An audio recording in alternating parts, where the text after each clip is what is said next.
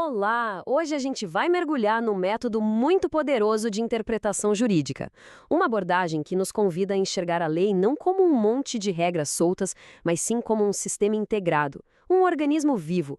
E para começar, vamos direto ao ponto com uma pergunta que parece simples, mas é a chave de tudo.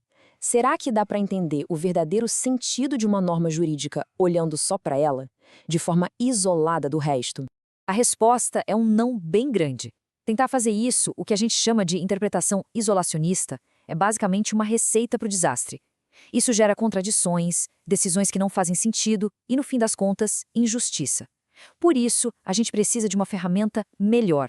E essa ferramenta é justamente o método sistemático. A ideia central, como essa citação mostra, é transformadora.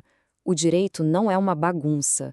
É um sistema, uma totalidade, onde cada pecinha tem o seu lugar e se conecta com todas as outras. Para entender isso melhor, a metáfora da árvore é perfeita. Pensem só, as raízes bem fundas são a constituição, a base de tudo. O tronco são os princípios gerais, que dão sustentação. Os galhos são os diferentes ramos do direito, civil, penal, etc. E as folhas são os artigos específicos. Uma folha sozinha não faz sentido nenhum sem o galho, o tronco e as raízes, né? Se a gente arranca a folha da árvore, ela morre. Então, o que faz desse organismo um sistema que funciona de verdade? Vamos dar uma olhada na sua anatomia em 4 características essenciais que definem como ele opera. A primeira é a totalidade. O que isso quer dizer? Que nenhuma norma é uma ilha. Ela sempre faz parte de uma rede gigantesca. O Código Civil, por exemplo, não existe sozinho. Ele conversa com a Constituição, com o Código de Defesa do Consumidor, com tratados internacionais. Ignorar essas conexões é como ler uma página de um livro e achar que entendeu a história inteira. A segunda característica é a hierarquia. É bem simples. Nem todas as normas têm o mesmo peso. Essa imagem aqui deixa isso claro. Uma lei comum pode dizer que a propriedade é um direito. Ok, mas a Constituição, que está lá no topo da pirâmide, diz, calma lá, essa propriedade precisa cumprir sua função social. A norma superior sempre dá as cartas, colocando ordem e previsibilidade no sistema. Em seguida, a gente tem a coerência.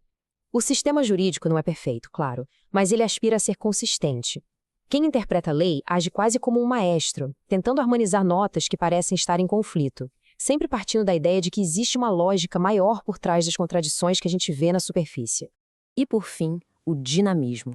O direito não é uma estátua de mármore parada no tempo. Ele está vivo, ele evolui junto com a sociedade. O conceito de família, por exemplo, mudou radicalmente nas últimas décadas.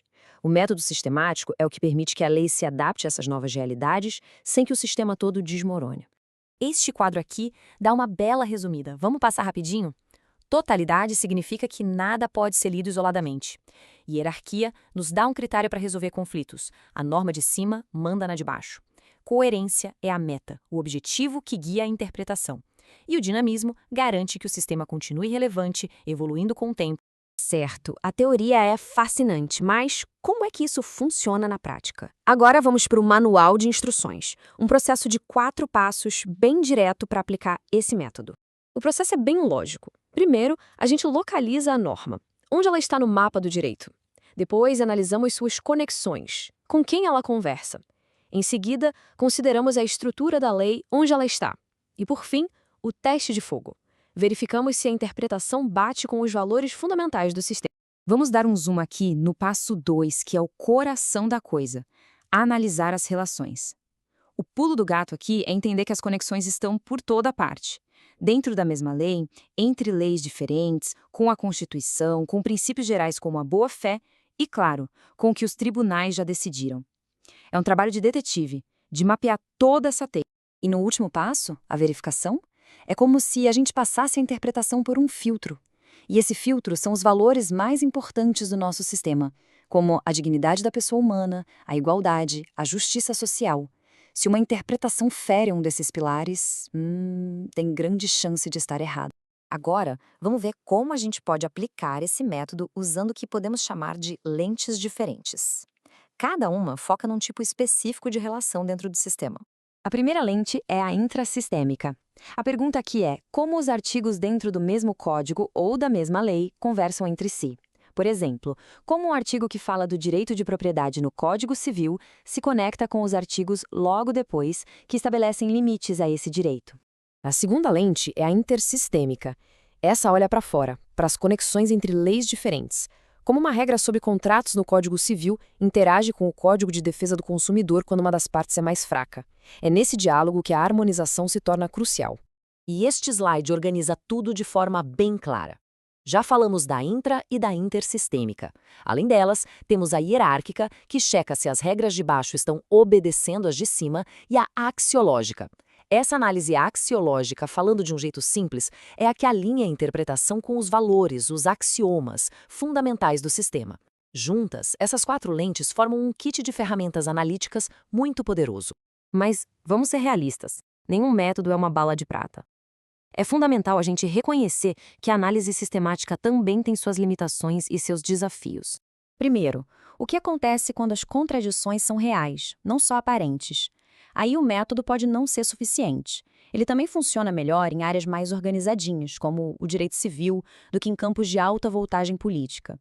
Existe também o risco da rigidez, de usar a coerência como uma desculpa para não modernizar a lei. E, por fim, o método aponta o conflito, mas não diz qual valor deve ganhar. É aí que a análise sistemática precisa da ajuda da análise axiológica para tomar uma decisão. Se tiver só uma coisa para guardar de toda essa análise, que seja esta: o direito é um sistema. Nenhuma regra, nenhum artigo jamais deve ser lido de forma isolada. O contexto não é só importante, o contexto é tudo. Para fechar, fica uma reflexão. Se a gente aceita que o direito é um organismo vivo que está sempre mudando para se adaptar à sociedade, será que buscar uma coerência perfeita é um objetivo realista, um objetivo nobre? Ou será que é a busca por uma ilusão, uma tentativa de congelar algo que, por natureza, precisa se mover e se transformar? A resposta para essa pergunta define não só como a gente lê a lei, mas o tipo de justiça que a gente quer construir.